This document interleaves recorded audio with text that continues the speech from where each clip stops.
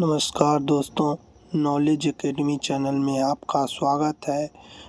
आज हम आप लोगों को मुंगेर विश्वविद्यालय और तिलका मांझी विश्वविद्यालय के BA part 2 subsidiary RB Hindi 100 marks, चाहे किसी भी विषय से संबंधित हो, ऑनर्स हो, जिसका भी 100 मार्क्स का आरबी हिंदी है, उनके लिए आज मैं आप लोगों को 5वां चैप्टर बताने जा रहा हूँ। चैप्टर का नाम है समाज और धर्म, और इनकी लेखक जो है संपूर्णानंद जी हैं। इनका जन्म जो है 1819 ईस्वी में उत्तर प्रदेश के बनारसी जगह में है, जिसे बनारस के नाम से वर्तमान में जाना जाता है। इन्होंने कौन कौन सा पद ग्रहण किया? इन्होंने उत्तर प्रदेश के गृह मंत्री के रूप में काम किया, शिक्षा मंत्री के रूप में और वहाँ के मुख्यमंत्री के रूप में किया, और अंतिम समय में ये राजस्थान के राज्यपाल के तौर पर काम किए। इनके सेवा का क्षेत्र कहाँ कहाँ था? इनके सेवा का क्षेत्र राजनीति था, धर्म था, दर्शन और साहित्य था, लेखक और विचारक भी थे। इनकी जो प्रमुख रचनाएं हैं उनमें से है समाजवाद, व्यक्ति और राज, आर्यों का आदि देश, चुई दुलास, श्री गणेश, भाषा की शक्ति और अंतर्राष्ट्रीय विधान। ये सभी इनकी प्रमुख रचनाएं हैं। अब जान लेते हैं इनकी भाषा शैली कैसी थी। इनकी भाषा शैली में विचार प्रधान और औज गुण था। इनके विचार के रखने का तरीका क्या था, चलिए उसके बारे में भी जान लेते हैं।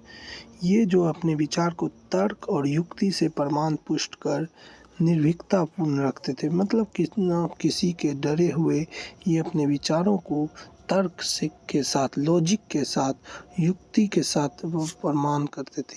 और इनकी मृत्यु जो है 1970 ईस्वी में हो गई थी। पाठ का चित्रण अब देखते हैं। इस जो पाठ में कैसा लेखक का चित्रण लेखक ने किया है। लेखक ने समाज और धर्म के बीच स्थापित न्यायश्रय संबंधों को रेखांकित किया, मतलब समाज में जो समाज और धर्म के नाम पर जो भेदभाव अन्वेषित हुआ है, उनके बारे में लेखक ने इस पाठ में चित्रण किया है। इसमें बताया गया है, विकासवाद के नियमों के अनुसार किसी भी समाज, राष्ट्र या भौतिक सत्ता का विकास परंपरा और युग धर्म के पारस्परिक संयोजन और संश्लेषण से ही होता है, मतलब सभी के बीच समन्वय की स्थिति होती है सभी।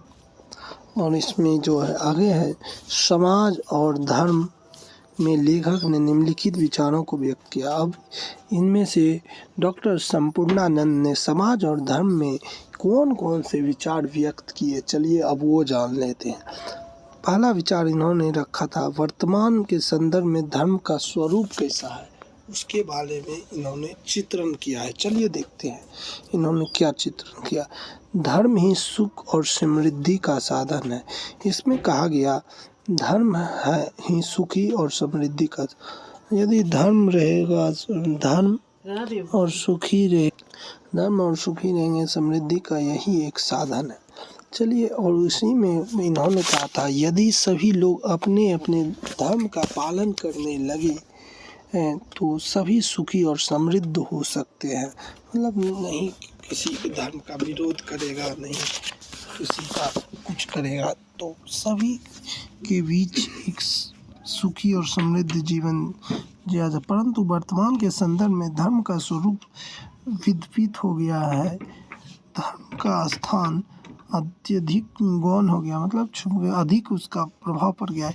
यही कारण है आज सुख और समृद्धि गुलर का फूल हो गया। गुलर का फूल मतलब सिकुड़ गया धीरे धीरे, ये बात है।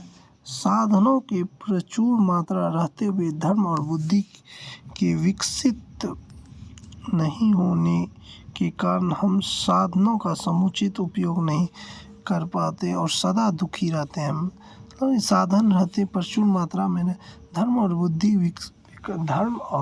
धर्म का जो बुद्धि क्षेत्रों में विकास नहीं हुआ, इन सब जो विकसित नहीं होने के कारण धर्म बुद्धि न होने के कारण लोग सदा आजकल दुखी रहते हैं। और दूसरा इन्होंने कहा सदाचारी और दुराचारी की स्थिति में का वर्णन करते हुए इन्होंने डॉक्टर संपूर्णानंद जी ने बोला है, हर मनुष्य की प्रकृति में अंतर होता है। मतलब हर व्यक्ति का व्यक्तित्व अलग अलग होता है। मतलब कभी कभी यह अंतर विपरीत दृष्टिगोचर होता है, कभी कभी अलग हो जाता है दोनों का दृष्टिगोचर। और सदाचारी और दुराचारी के बीच अंतर भी इसी तरह का है। मतलब जो सदाचारी है लेकिन परिणाम हमेशा प्रकृति के सर्वथा विपरीत होता है। हर युग में लड़ने की इच्छा रखने वाले दुराचारी लोग पाए जाते हैं। और आप भी देखें, शायद ही कोई दुराचारी व्यक्ति को चुंगल में कभी नहीं पड़ा हो। इस कारण से सदाचारी और दुख और दुराचारी जो है सुख भोगने लगता है। यहीं से सामाजिक विषमता प्रारंभ होती है। मतलब जो सदाचारी होता है मतलब अच्छा काम करता है, दुख वो झेलता है, और जो दुराचारी होता है वह सुख भोगने लगता है। यही सब सामाजिक विषमता प्रारंभ हो जाती है। और तीसरा इन्होंने कहा है, मनुष्य में स्वार्थ का प्रवृत्ति होना। मनुष्य के अंदर स्वार्थ का भाव उत्पन्न हो गया है। स्वार्थ की प्रवृत्ति समाज और धर्म के बीच समान संबंध को स्थापित करने में मार्ग में बाधक है। मनुष्य का सबसे बड़ा स्वार्थ मोक्ष है। इसमें स्पष्ट तौर पर कहा गया, स्वार्थ की जो प्रवृत्ति रखते हैं समाज और धर्म के बीच सामान्य संबंध को स्थापित कर बाधक बनते हैं, रुकावट का कार्य करते हैं। मनुष्य का सबसे बड़ा स्वार्थ जो है मोक्ष है। धर्म बुद्धि का उद्बुद्ध होना। उद्बुद्ध होने का मतलब यहाँ होता है ज्ञान प्राप्त करना।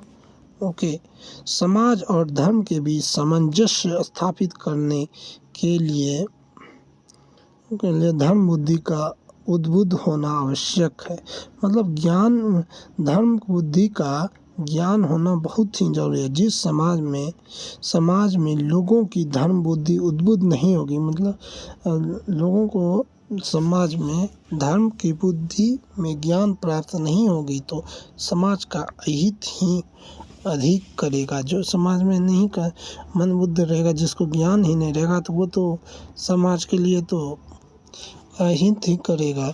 और पांचवा उन्होंने आखिरी कहा, एकता की स्थापना। अब एकता कैसे स्थापित की बात ये पूरे चैप्टर में दिया गया ही है, उसी का मैं आप लोगों को सारांश ही बता रहा हूँ। समाज और धर्म के कल्याणकारी पक्ष को उजागर करने के लिए एकता को स्थापना अति आवश्यक है। और समाज और धर्म का जो कल्याणकारी पक्ष है, वेलफेयर का काम है, ये एकता को स्थापित करने में बहुत महत्व का है।